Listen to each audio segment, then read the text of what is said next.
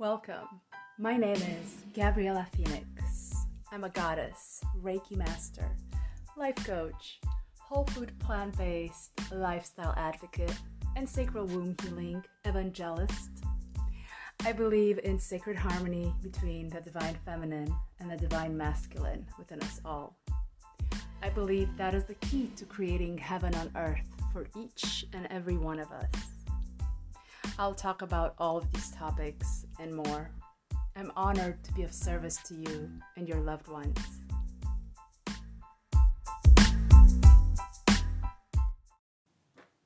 Today's podcast will be about the uterus and the vagina. Sorry guys, men. Maybe this is useful for you to know as well, but this will be primarily for women. So, I will be talking about vaginal steaming or yoni steaming and the yoni egg. So, the yoni egg is an ancient Korean practice that is thought to be beneficial in cleaning the vagina and uterus, regulating menstrual cycles, easing the pain of period cramps and bloating, and aiding in healing and soothing after childbirth. I haven't had children. I don't intend to, but I could speak to my experience, and it most definitely helped me with my cramps when I have them, but also like with my PMS as well. Like, it is a very meditative and harmonious experience. Like, it brought my body into harmony and balance, and I felt zenned out for hours, like how I feel after I use the yoni egg. And so, how does one go about doing a yoni steam? Well, if you live in a big city such as LA, New York, Chicago, there are spas out there that provide that service for you. Now, if you live in a small town like myself, you do it yourself. So how do you do that? Well, I will include in the description of the podcast a link where you could read more about it and also get the herbs and get the seat. The seat is a little pricey, but at least you get a good description of what you need. And maybe you could find it somewhere else if it's out of your budget. So the seat basically is a piece of wood with a hole in it. And you put that piece of wood on top of a 5-gallon pail or 20-quart stock pot. And then you sit on it for up to 30 minutes, 20 to 30 minutes. Before that, of course, you boil the water. Basically, you make a tea with herbs for your yoni. You boil the water, you add the herbs, you let the herbs simmer and then sit for 5 minutes, and then you pour that into the stock pot or gallon pail. And then you sit quietly, introspectively, if you so desire. I love to play some music, light a candle, and focus on my yoni and focus on helping her detox and relax and purge everything that needs to be purged out. It is recommended that you do it before or after your period, never during your period, for obvious reasons. And because while you're on your period, you're already detoxing and releasing toxins, right? And clearing out the uterus, so you don't need additional clearing. Of course, use it as often as you want. I usually do it max twice a month. Do it once a month. And outside of that, I use the yoni egg. Yeah, looking at the yoni egg practice, which originated in ancient China in the tradition of Taoism. Usually, the yoni egg practice has always been nephrite jade egg. I know there's a lot of crystals out there and that are made into yoni eggs. I do not know the whole chemistry behind it, but what I could tell you is that jade is the way to go. Make sure that your jade egg is certified. It's GIA certified, and I will also include a link on where you could buy such eggs. If they're not certified, you run the risk of it not being authentic and not really doing its job, because a yoni egg, not only does the stone need to be, certified and like the real deal, because you could just get like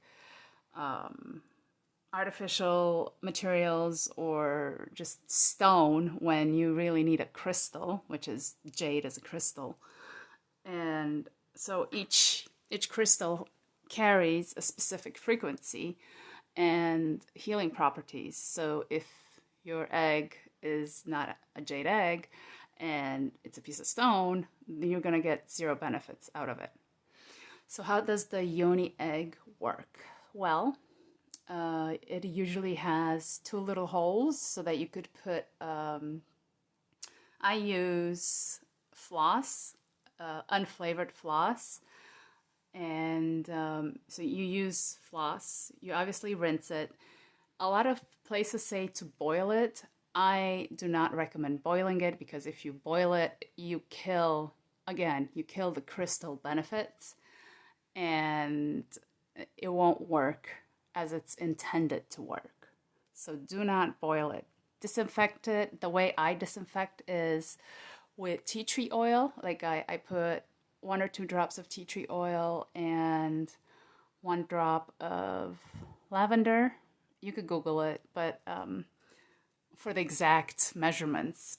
But basically, that's how I disinfect it. I use tea tree oil to disinfect it, and I add water. So I add the tea tree oil and the lavender in a glass or a bowl, and then I add water, and then I let the egg sit for up to 15 minutes.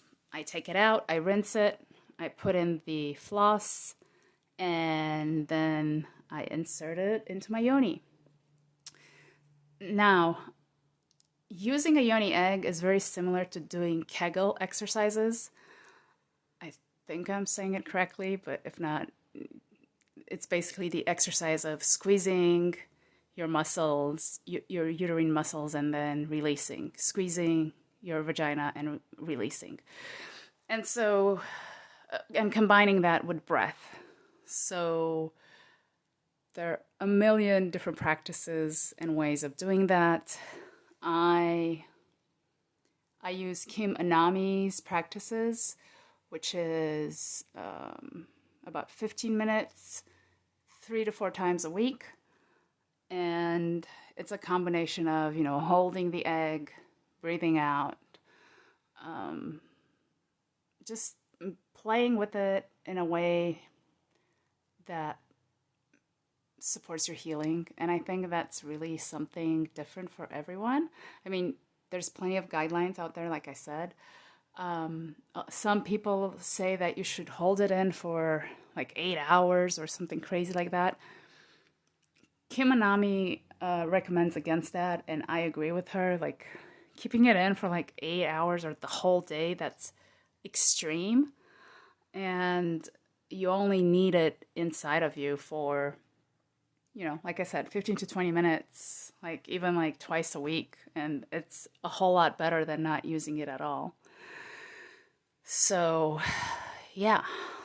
Some of the benefits of the yoni egg are decreased PMS symptoms, centeredness, harmony, feelings of well-being and mindfulness, and dropping into the divine feminine. Those are just a few. There's physiological benefits as well. One of them if I remember correctly, is incontinence. It also helps with the pelvic floor for women after childbirth. And honestly, like, unfortunately, I'm sad to say, and I know this because I used to be a personal trainer.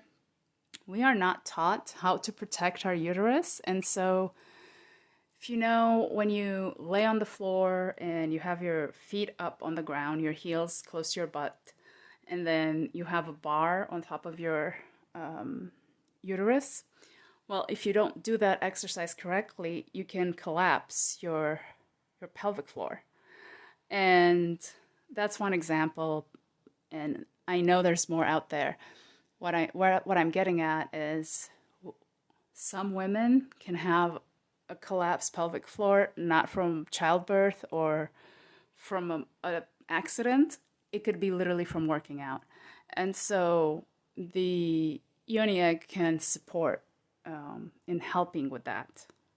Again, I'm not a doctor, so take everything that I say as it resonates. That is what I know. So I am curious to see how you guys feel after you try one of these things.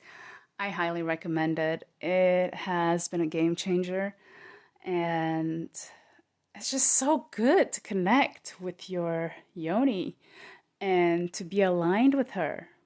Listen to her. She's talking to you. And lastly, if your yoni is having a physical reaction to the person you're with, and it's not something that you ate or something that they did, listen, because that is your yoni is communicating with you. One, that you should reconsider being with that person, and then two, that you should clear the air before you pursue them further. Have a wonderful day. I love you.